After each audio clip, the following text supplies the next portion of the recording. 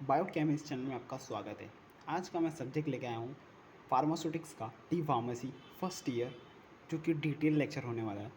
ठीक है, बेसिक से एडवांस तक होगा और इजी नोट्स होगा। पहले समझो आप, उसके बाद बिना देखे लिखने की ट्राई करो। ठीक है, और ये बहुत ही इंपॉर्टेंट है पीसीआई के अकॉर्डिंग ये। ठीक है, pharmacy pharmacy council of India PCI के अकॉर्डिंग ये सिलेबस, जितना भी सिलेबस में आपको दिया गया है उसको उतना ही मैं पढ़ाऊँगा और इजी नोट से, और इसी की बदौलत पे आप पास हो जाओगे आसानी से फार्मास्यूटिक्स में। तो मेरा सबसे पहला लेक्चर है ये, इंट्रोडक्शंस होंगे। सबसे पहले इंट्रोडक्शंस होंगे फर्स्ट पार्ट में, फिर उसके बाद सेकंड पार्ट आएगा, थर्ड पार्ट आएगा। मैं अप्रॉक्स थर्ड पार्ट तक मैं पूरा कंप्लीट कर दूंगा आपका फार्मास्यूटिक्स का फर्स्ट चैप्टर, जो कि चैप्टर का नाम है फार्मेसी प्रोफेशंस एंड फार्माकोपिया। ठीक है, ये आप देख लेना, फर्स्ट चैप्टर है। ठीक है, फार्मास्यूटिक्स का तो मैं एकदम बेसिक से पढ़ाऊँगा। ठीक है, और ये आप चैनल सब्सक्राइब करके रखना, क्योंकि मैं आपको पूरे फार्मेसी के सब्जेक्ट मैं डिटेल बताऊंगा, और पूरा आपको प्लेलिस्ट मिल जाएगा। ठीक है, जैसे जैसे मैं नए नए वीडियो डालूंगा वैसे आपको मैं प्रोवाइड करते रह जाऊँगा, इसलिए सब्सक्राइब करना, तो आपके पास अपने आप वीडियो आते रहेंगे। ठीक है, अब मैं स्टार्ट कर रहा हूँ आज का पहला पार्ट, फिर कल दूसरा पार्ट। ओके, स्टार्ट करते हैं। इंट्रोडक्शंस पढ़ते हैं फार्मास्यूटिक्स का, क्या होता है फार्मास्यूटिक्स। हम लोग हिस्ट्री जानेंगे, फार्मेसी क्या हिस्ट्री में थे, कौन कौन से आए थे पहले जो कि ड्रग को फॉर्म किए थे, कौन से क्रूड ड्रग थे, तो मतलब सब इसमें बताऊंगा। ठीक है, तो तैयार रहिए। सबसे पहला, फार्मास्यूटिक्स होता क्या है, पहले आपको डेफिनेशन पता होनी चाहिए, उसके बाद ही आप कुछ कर पाओगे। तो डेफिनेशंस है, pharmaceutics is a branch of science in which we study about design, development, formation and management of drug. ठीक है, एक ऐसा ब्रांच है, साइंस का एक ऐसा ब्रांच है जो कि हम लोग स्टडी करते हैं design, development, formation, management of drug. ठीक है, ये हम लोग करते हैं, डिज़ाइन करते हैं, उसका डेवलपमेंट करते हैं, उसका फॉर्मेशन करते हैं, और तभी हम लोग मैनेजमेंट करके उसको ड्रग को प्रिपेयर करते हैं। इट ऑल्सो इन्वॉल्व, और स्टडी करते हैं किसका, पैकेजिंग करते हो। वो जो अपना ड्रग है, पैरासीटामोल है, तो पैकेजिंग करते हो उसका। ठीक है, या फिर एस्पिरिन है, उसको पैकेजिंग कैसे करते हैं वैसा। स्टॉकिंग मतलब आपका स्टॉक कितना पड़ा हुआ है सामान का, स्टॉक करते हैं और उसको ट्रांसपोर्ट करते हैं रिटेलर के पास, होलसेलर के पास, किसको, ड्रग को। ठीक है, समझे। अब बात करते हैं what is a professions of pharmacy. Profession क्या है, मतलब वो क्या है प्रोफेशन फार्मेसी में, क्या है वैसे। तो पढ़ते हैं, pharmacy professions involve various thing like discovery, development, preparation, distribution, dispensing, management, pharmaceutical, drug and medical devices.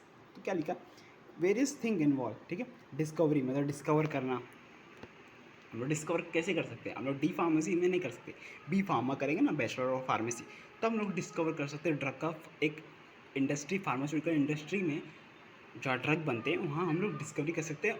Capable कब होंगे, जब हम लोग बैचलर ऑफ फार्मेसी कर पाएंगे, तभी हम लोग कैपेबल होंगे। डी फार्मेसी से सिर्फ आप नॉर्मल कर सकते हो, पर इतना एडवांस नहीं होता है, बी फार्मेसी करना पड़ेगा आपको। ठीक है, डेवलपमेंट की बात करें, उस ड्रग का डेवलपमेंट कैसे करते हैं। प्रिपरेशन क्या होता है, प्रिपेयर कैसे करता है, ड्रग को कैसे प्रिपेयर करते हैं, कैसे प्रिपेयर होती है, वो डिटेल आपको आना चाहिए। डिस्ट्रीब्यूशन, डिस्ट्रीब्यूट करना, डिस्ट्रीब्यूट मतलब डिस्ट्रीब्यूटर जो होते हैं ना, वो डिस्ट्रीब्यूट करते हैं रिटेलर के पास, होलसेलर के पास, वो डिस्ट्रीब्यूटर होते हैं जो कि कैरी करते हैं प्रोडक्ट को और मार्केट में सेल करते हैं।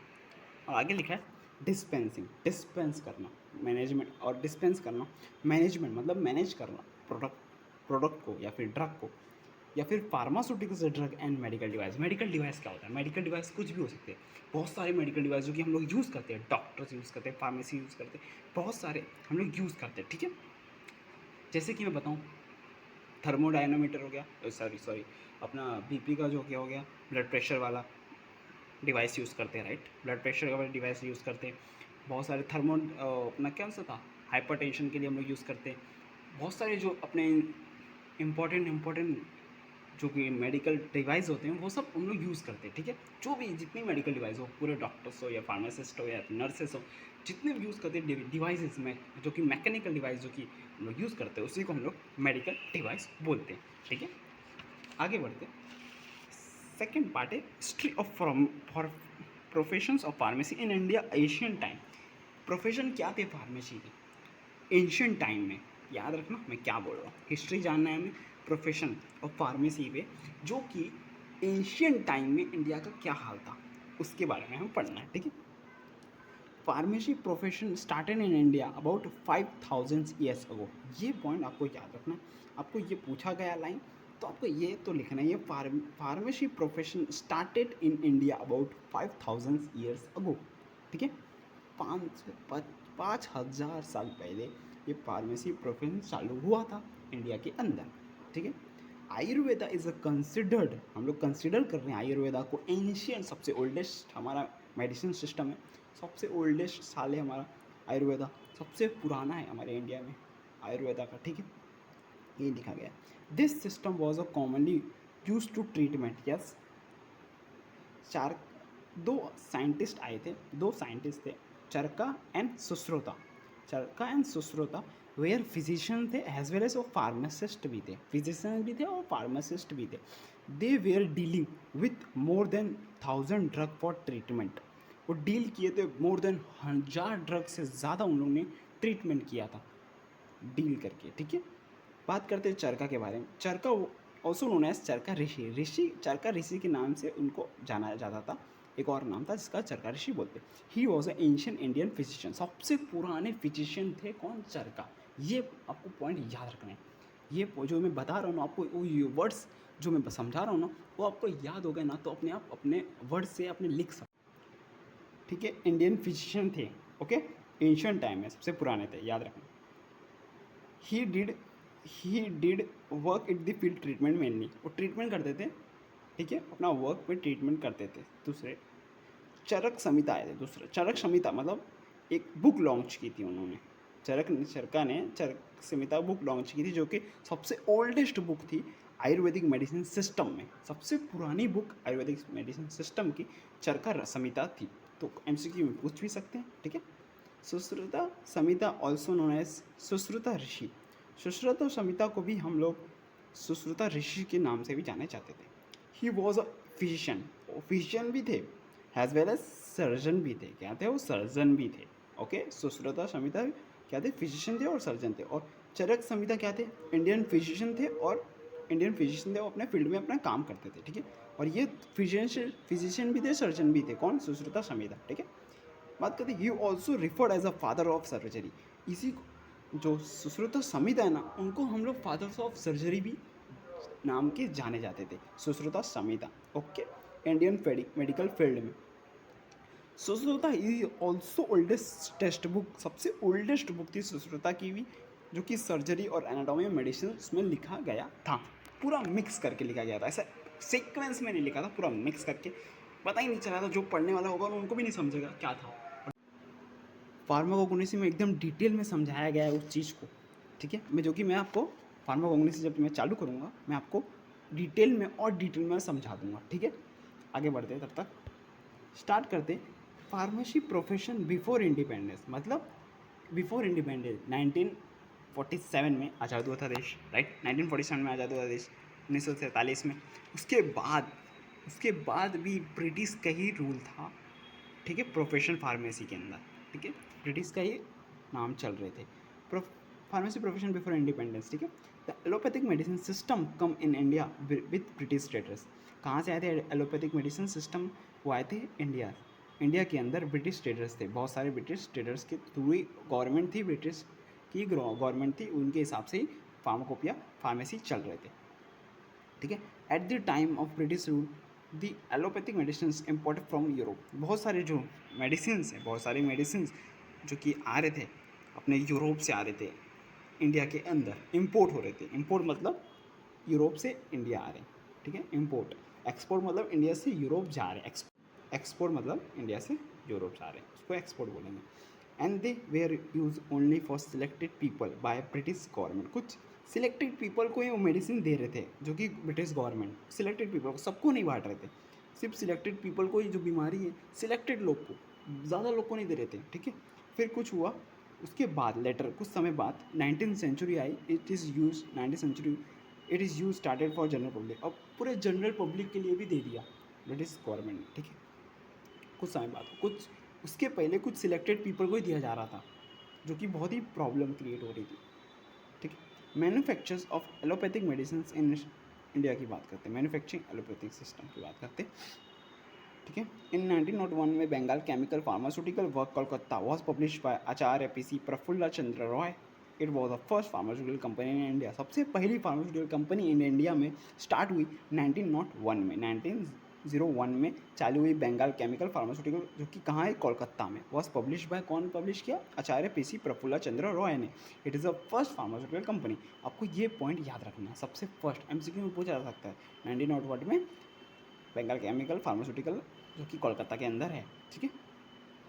बात करते हैं 1903 में सबसे छोटी कंपनी फैक्ट्री बनी, जो कि परेल में, जो कि मुंबई सिटी में, बाय प्रोफेसर टी के गुज्जर ने स्मॉल फैक्ट्री बनाई मुंबई के अंदर। इन 1907 में Alembic chemical work started Vadodara में भी 1907 में Alembic chemical work started Vadodara में, गुजरात के अंदर है।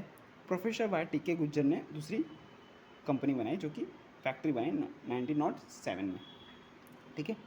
This in this period of time mostly crude drug are exported to Europe and then after sometimes imported from finish product suitable, ठीक है। Period this time mostly crude drug जो कि कच्चा crude drug, आपको मैं फार्माकोलॉजी में detail में बताऊंगा, सी क्रूड ड्रग क्या होते हैं, क्या क्लासिफिकेशन क्या है, ठीक है, पूरा डिटेल बताऊंगा। एक्सपोर्ट हो रहे थे यूरोप में एक्सपोर्ट हो रहे थे, ठीक है। कुछ after sometimes import from finish product, वहाँ से प्रोडक्ट बन के यहाँ इंडिया में आ रहे थे, एक्सपोर्ट हो रहे थे। जो कच्चा माल है इंडिया से जा रहा था यूरोप की तरफ, और यूरोप में वहाँ प्रोडक्ट बना के अच्छे से पैकेजिंग करके अच्छे से प्रोडक्ट को बना के यूरोप से एक्सपोर्ट हो रहा था इंडिया के अंदर। तो ओरिजिनल माल बन रहा था, यहाँ से कच्चा माल जा रहा था, वहाँ से ओरिजिनल माल आ रहा था। ओके, समझे?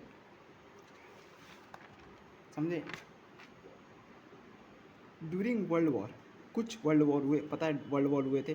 फर्स्ट वर्ल्ड वॉर हुए थे 1914 में 1920 के बीच में, 6 साल के अंदर वर्ल्ड वॉर लगातार कंटिन्यू चालू थे। तो the import drug from Europe slow down, कुछ इम्पोर्ट ड्रग हो रहे थे बहुत स्लो डाउन, उसका जो सर्विसिंग था बहुत स्लो हो गया था, भेजने वाले कम संख्या हो गई थी, ज़्यादा जा रहे थे पर भेजने वाले कम थे, ठीक है, बहुत ही स्लो हो गए। And there was a rule regulation for import drug regarding rule regulation for import drug regarding quality or purity of drug. So European manufacturers take advantage to situation imported adulterate and inferior low quality of drug. कुछ Europeans ने manufacture, कुछ European जो companies थी वो फ़ायदा उठाई उस world war के बीच में, फ़ायदा उठाई कि जो घटिया माल है और लो क्वालिटी का माल है, जो कि एकदम थर्ड क्लास जो माल होते हैं, थर्ड क्लास जो प्रोडक्ट होते हैं, जो कि इन्फीरियर क्वालिटी होती है, उसकी बेकार क्वालिटी, वो हमारे इंडिया में भेज दे रहे थे। उसके अंदर एक्टिव इंग्रेडिएंट थे ही नहीं, उसके अंदर जो मेन चीज़ होना चाहिए, जैसा पैरासीटामोल है, उसमें एसिटोमिनोफेन होना चाहिए, तो एसिटोमिनोफेन 100% होना चाहिए, तो वहाँ से 5% दे रहे, जो कि एकदम लो, थर्ड पार्ट दे रहे एकदम, कुछ प्रोडक्ट में बचा ही नहीं है कुछ एक्टिव इंग्रेडिएंट, ऐसा कर दे रहे थे यूरोपियंस कुछ। This work has a dangerous for Indian government, कुछ फिर इंडियन गवर्नमेंट देखी कि बहुत ही डेंजरस सिचुएशन को पैदा हो गई इंडियन के पास, तो इंडियन पास डेंजरस एक्ट, ड्रग एक्ट लागू किया, सबसे पहला एक्ट लागू किया, जो कि डेंजरस ड्रग एक्ट 11 अगस्त 1930 में, टू कंट्रोल सिचुएशन, कंट्रोल कर सके सिचुएशन को। तो ऐसा एक्ट लागू किया, डेंजरस एक्ट लागू किया गया 11 अगस्त 1930 में, जो कि सिचुएशन कर सके, ठीक है। The government India appointed drug inquiry committee बैठाई, डेक under chairmanship of late colonel RN. Chopra के अंडर में एक कमेटी बैठाई गई, जो कि ये सब, जो कि ड्रग क्वालिटी एकदम बेकार हो रहे थे, ड्रग क्वालिटी एकदम बेस्ट नहीं थे, एकदम बेकार क्वालिटी हो रहे थे, तो वो गवर्नमेंट इंडिया ने doctor late colonel RN. Chopra के प्रेजेंस में कमेटी बैठाई गई कि ये हालात जो हो रहे हैं, जो कि यूरोपियंस कुछ drug quality, inferior drug quality, बहुत ही बेकार क्वालिटी ड्रग ऑफ बेच रहे उन लोग, तो उनके ऊपर बैठाई गई कमेटी, जो कि ड्रग इंक्वायरी कमेटी बैठाई गई, जो कि लेट कर्नल आर.एन. चोपड़ा के प्रेजेंस में, ठीक है। दिस कमेटी वॉज वो कमेटी ऑब्जर्व की कि जो रिलेटेड प्रॉब्लम हो रही ड्रग के related, recommended and measures ways to overcome control, उसको कम किया जा सके और उस चीज़ को बदलाव करना चाहिए। वो जो भेज रहे यूरोपियंस बहुत ही गंदे ड्रग्स को, बहुत ही डेंजरस ड्रग को यही भेज रहे, क्यों भेज रहे? तो कुछ अब मैं आपको ये मन में डाउट लग गया होगा कि सर एक्चुअली में आपको बोले थे ब्रिटिश रूल है, तो इंडियन रूल कहाँ से आ गया, इंडियन का रूल कैसे पास हुआ? अरे जो ब्रिटिश थे ना, ब्रिटिश लीडर्स, ब्रिटिश जो थे, ब्रिटिश गवर्नमेंट थी, ब्रिटिश गवर्नमेंट थी उधर। पर इंडियन गवर्नमेंट कुछ कुछ, जो कि कांग्रेस पार्टी, अलग अलग पार्टी होती है ना, वैसे ब्रिटिश कमेटी थी जो अलग थी, इंडिया कमेटी अलग थी थोड़ी सी, और ब्रिटिश कमेटी अलग थी। वो मेन थे ब्रिटिश गवर्नमेंट, पर एक्चुअली में थे इन लोग जो इंडियन गवर्नमेंट, जो कि नीचे थे, क्योंकि उन लोग अपना एक शासन लागू कर रहे थे। तो ये शासन को पास करवाया ब्रिटिश गवर्नमेंट के थ्रू, कुछ टिप्स देके, कुछ इश्यूज देके, कि भाई ये हो रहे हैं, बहुत ही सीवियर हो जाएगा केस, पूरे इंडियन जो हैं वो प्रॉब्लम, बहुत ज़्यादा प्रॉब्लम हो जाएंगे सबको, इसलिए उन्होंने ओवरकम करने के लिए कुछ किया। तो when the committee submitted its report 1940, committee submit की रिपोर्ट 1940 में, British government for drug will control और regulate the import, manufacture, sale, distribution of drug, Indian finally will adopted a drug and cosmetic act 1940, याद रखना cosmetic act लाया था 1940 में, and then it is rules 1945, लाया गया था 1940 में कॉस्मेटिक एक्ट, पर रूल फॉलो और उस पर लागू किया गया 1945 में लागू किया गया, ठीक है, आपको पता चल गया होगा, रेगुलेट किया, विल कंट्रोल, ठीक है। अब आगे बात करते हैं, अब बात करते हैं pharmacy professions after independence. After independence ये था बिफोर, ये पहले, आफ्टर मतलब इंडिपेंडेंस से पहले, after freedom in 1947, the Indian government continued the pharmacy system which continued the British rule. British rule लागू हुआ था बिफोर, राइट, बिफोर था, राइट, बिफोर था पहले, राइट, वो तो पहले था, ये क्या था पहले, ये क्या था, फार्मेसी प्रोफेशन बिफोर इंडिपेंडेंस, मतलब इंडिपेंडेंस से पहले जो हुआ था ये था। अभी क्या है, फार्मेसी प्रोफेशन आफ्टर इंडिपेंडेंस, मतलब इंडिपेंडेंस के बाद जो होगा ये। उसके बाद भी फ्रीडम नहीं, फ्रीडम तो मिला था, आफ्टर फ्रीडम मिला था, पर इंडियन गवर्नमेंट में अभी भी जो कि कंटिन्यू कर रही थी फार्मेसी सिस्टम को, it continue the British rule के थ्रू ही कंटिन्यू कर रहे थे, इसमें कोई चेंजेस नहीं था। आज़ाद तो हो गए थे इंडिया, पर ब्रिटिश रूल अभी फार्मेसी सिस्टम में ब्रिटिश रूल का ही राज चल रहा था। There was a no rule pharmacy practice and every one to do pharmacy practice, even uneducated unqualified person भी थे, जो कि बिना कुछ क्वालिफाइड के, बिना कुछ डिग्री के वो आगे बढ़ते चले जा रहे थे, आगे वो डिस्ट्रीब्यूट करते जा रहे थे, ट्रीटमेंट करते जा रहे थे, बल्कि उनको नॉलेज नहीं था, अनक्वालिफाइड पर्सन थे, मतलब नॉलेज ही नहीं था उनको, उन्होंने इतना स्टडी किया ही नहीं था, वो सब उठ के अपना काम कर रहे, कोई भी उठ के अपना, कोई किसान का जो बेटा होगा वो भी काम कर दे रहा था फार्मेसी के अंदर, ऐसा हो रहे थे हालात ये समय पे। और because of the problem for registration, कोई लाइसेंस नहीं, कोई किसी का डिस्ट्रीब्यूशन नहीं, डायरेक्ट कोई भी एक्सपोर्ट कर रहा था, कोई भी इम्पोर्ट कर रहा था, कोई उसको लाइसेंस था ही नहीं। अभी की जनरेशन में लाइसेंस ने मिलते हैं, ठीक है, फार्मेसी में, तभी हम लोग प्रैक्टिस कर सकते हैं, और यहाँ बिना लाइसेंस के प्रैक्टिस करते चले जा रहे थे। इन 1948 में फार्मेसी एक्ट आया, पास, इनएक्टेड, इन्फोर्स किया गया, उसको पास किया गया 1948 में। एक्ट आया, minimum standard educational qualification of pharmacy practice, एक मिनिमम एजुकेशंस होने चाहिए, एंड मिनिमम एजुकेशंस जो फार्मेसिस्ट है वो होना चाहिए, एजुकेशन होना चाहिए उसके अंदर। तो ये एक्ट लाया गया, एक रूल्स लाए गए, इन्फोर्स किए गए, क्वालिफिकेशन पाने के लिए उतना क्वालिफिकेशन होगा तभी आपको फार्मेसी प्रैक्टिस करने मिलेगा। According this act, registered pharmacy can be pharmacy practice after required license मिलने के बाद ही आप फार्मेसी प्रैक्टिस कर सकते हो, वरना नहीं कर सकते। ये एक्ट लागू कर दिया गया था 1948 में। According to this act, pharmacy practice after required license, the minimum qualification set of D pharmacy, minimum qualification किया कि इतना आप क्वालिफाई करोगे तभी आपको डी फार्मेसी का लाइसेंस मिलने का संभावना है, ठीक है। आगे बढ़ते हैं, अब मैं इतना तक वीडियो एंड करता हूँ, बहुत लंबा वीडियो हो गया है, इसलिए मैं ज़्यादा वीडियो लंबा नहीं लूँगा, 20 मिनट के अंदर अंदर ही वीडियो मैं अपलोड कर लिया करूँगा, और कल भी सेकंड पार्ट होगा, जो कि आप ध्यान रखना। और मेरा ये मोटिव है कि मैं जो बता रहा हूँ ना वो आप समझो और बिना देखे लिखो, ठीक है, बिना देखे लिखो। तो जो सेकंड लेक्चर होगा ना वो मैं इंपॉर्टेंट ही बताऊँगा, जो कि आपको फार्मेसी एग्ज़ाम में, फार्मास्यूटिक्स में वही आएगा, वही आ चुका है 5 या 10 साल के अंदर अंदर, वही आपको मैं नोट्स दूंगा, इजी नोट्स दूंगा और समझाऊंगा उस चीज़ को, और आप समझ लेना, इजीली समझ लेना। इसको बार बार वीडियो देखेंगे ना तब समझेगा, एक बार नहीं समझेगा तो बार बार वीडियो देखते जाओ, उसके बाद बिना देखे लिखो, अपने आप आपको माइंड में सेट हो जाएगा। ओके, अच्छा लगा वीडियो तो लाइक करना, सब्सक्राइब करना, शेयर करना, जितना हो सके शेयर करना, ठीक है। बाय बाय, मिलते हैं नेक्स्ट वीडियो में।